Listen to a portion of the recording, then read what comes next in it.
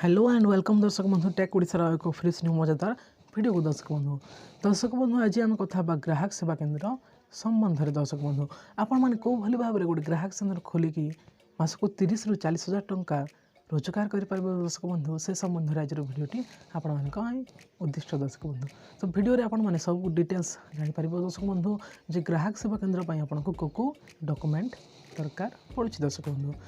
तो वीडियो को आरंभ शेष निश्चिंत भाव में देखो दर्शक बंधु और आम चैनल नुआ चैनल को सब्सक्राइब करनी और पाखे बेल बटन को दबाई दिखाँ दर्शक बंधु जहाँफल आम चैनल नुआ नुआ वीडियो नोटिफिकेशन मैंने आपने आराम से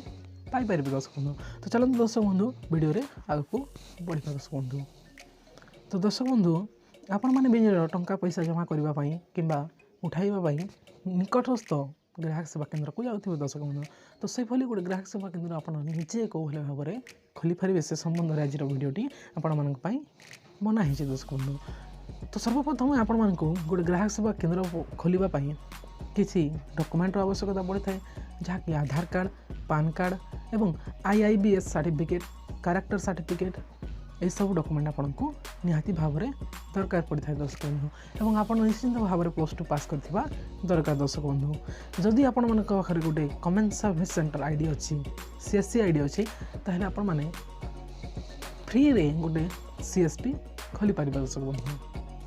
जदि नहीं आप निकटस्थ निजर बैंक मैनेजर पाखक जातु जो बैंक रे आपनकर अकाउंट अच्छी से बैंक मैनेजर पाखक जातु